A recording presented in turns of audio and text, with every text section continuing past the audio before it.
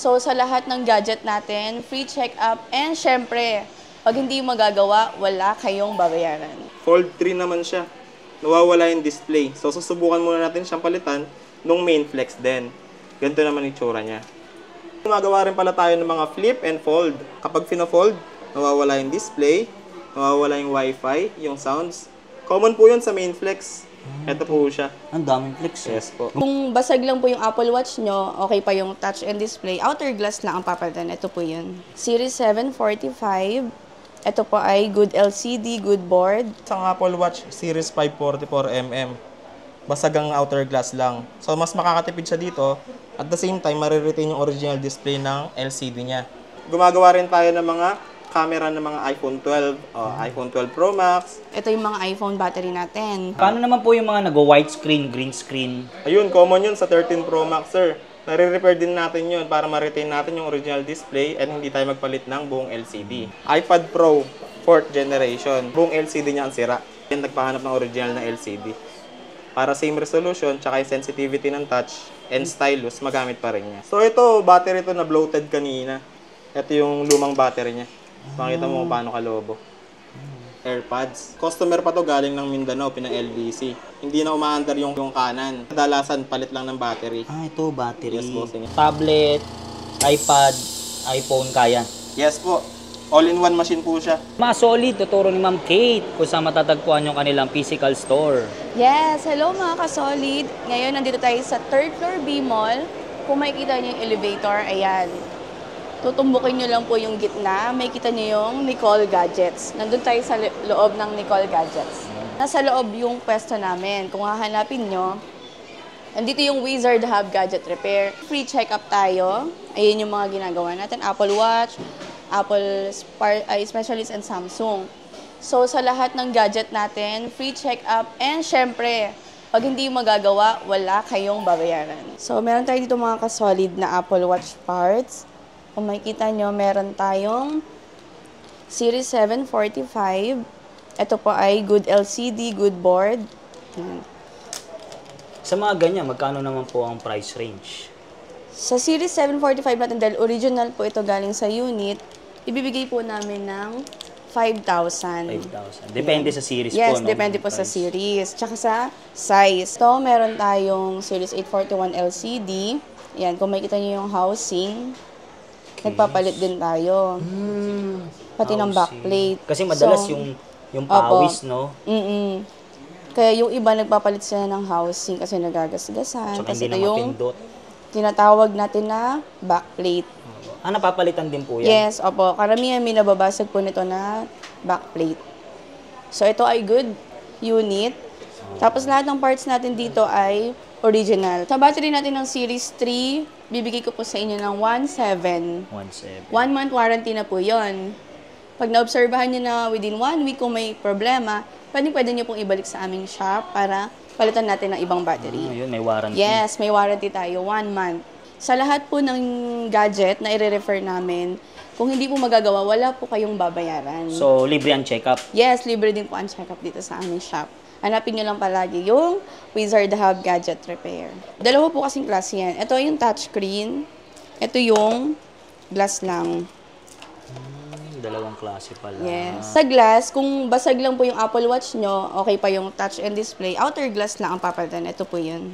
Okay. Kung hindi naman okay ang touch, so ito po yung papalit natin, touchscreen. Kung tawagan, touchscreen replacement. Ayun. Ito yung mga iPhone battery natin. Mga battery. Yes.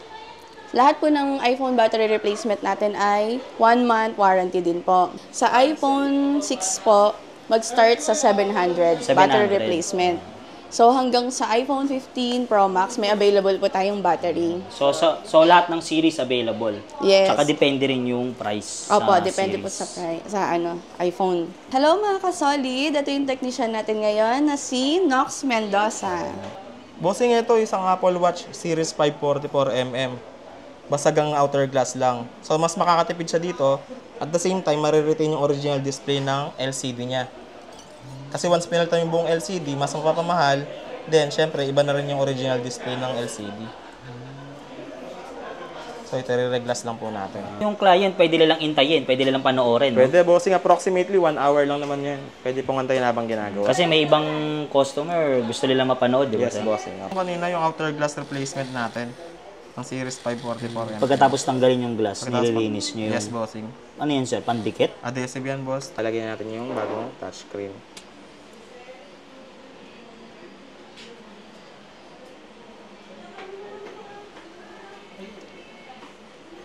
Tapos isasalang natin siya sa laminating machine para dumikit yung bagong touchscreen sa LCD niya. So ito na po yung Apple Watch na nireglass natin. So, ilalagay na po sa Ilalagay na po natin sa laminating machine.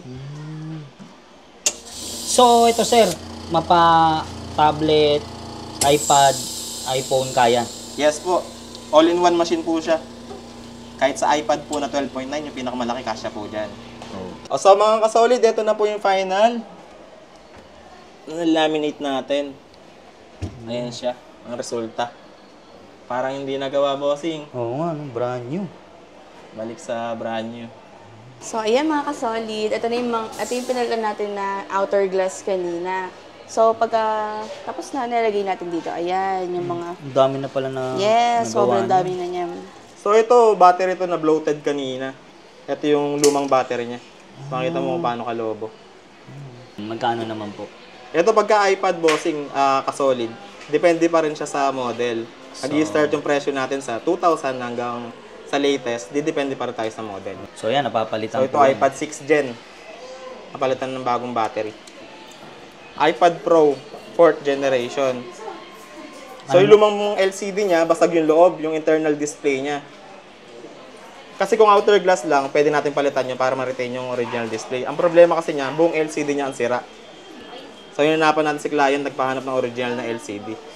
Para same resolution, tsaka yung sensitivity ng touch and stylus, magamit pa rin niya. Hindi nagbago. O hindi po nagbago.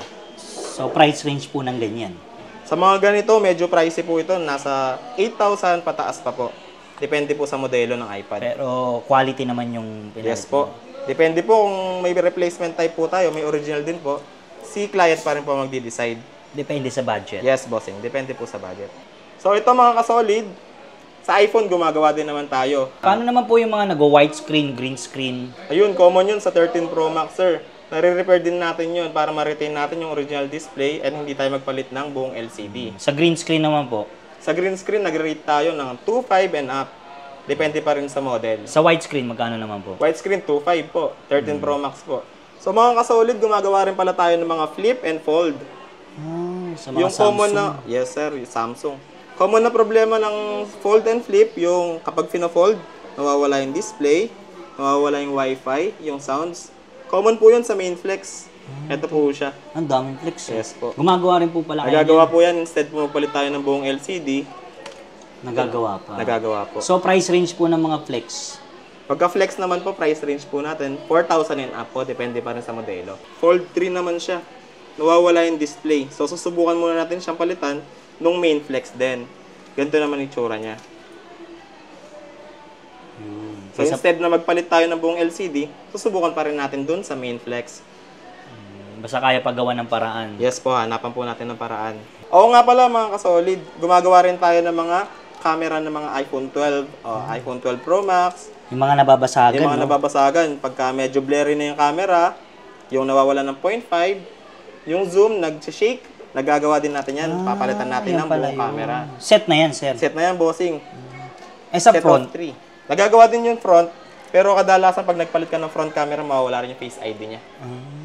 So price range ng mga camera. Price range sa mga camera, nasa 2,000 to the latest. Depende na rin sa Series. series. Sa mga Samsung series. Yung gumagawa rin din. naman tayo. As long as available yung pyesa, magagawa po natin. Mga kasolid, gumagawa rin pala tayo ng mga AirPods. So ito, customer pa to galing ng Mindanao, pina-LBC. Ang concern niya dito is hindi na umaandar yung kanan, yung right part. So yung akala natin na hindi na nare-repair pa po natin. Kadalasan palit lang ng battery. Ito, battery. Yes, bossing yan, mga battery ng AirPods yan. Yun pala yun. So magkano naman po price range niyan? Ang price range nito, boss, depende pa rin sa modelo. 2,000 to 2,500. 2,500, bossing. Depende sa series. Yes, ka-solid. So yung mga solid ngayon, nandito tayo sa Wizard Hub. Kasama natin si Ma'am Kate at si Sir. Nox po. Yan, yung ating technician. So, Madam, boss, invite nyo naman sila dito. Kaya mga ka-solid, ano pang iniintay nyo? Pumunta na kayo sa aming shop, Wizard Hub Gadget Repair, sa 3rd floor, B-Mall sa Green Hills. Yan. Madam, paano naman po sa malalayo, sa probinsya, hindi makapunta dito? Naku, buti na tanong mo, sir. Sa mga malalayo, pwede po kayong mag-review, mag-check ng mga proof of transaction sa Apple Watch Repair PH. May kita niyo po yun. Meron po may doon na mga proof of transaction na galing Mindanao, Cebu, Visayas, Luzon, Visayas, Mindanao. Yes. Basta sagot Check nila niyo po yung yan. shipping fee. So, Madam, paano naman sa mga gustong mag-installment? Ayun, buti rin na tanong ni sir. Meron pala kayo, ha? Sa mga gusto magpa-credit card, mode of payment, pwede tayo sa straight or 3 months to pay. Yan. Sa straight and 3 months, plus 5%. Sa 6 months, plus 8 to 10% po. So, Facebook page po natin. Dalawa po yung Facebook page namin, Wizard Hub Gadget Repair and Apple Watch Repair PH po. Contact number. Contact number 0906-512-7449. So, Sa ating technician po yan. Na si Nox Mendoza. so, lalagay ko na lang sa description yung kanilang Yes. info.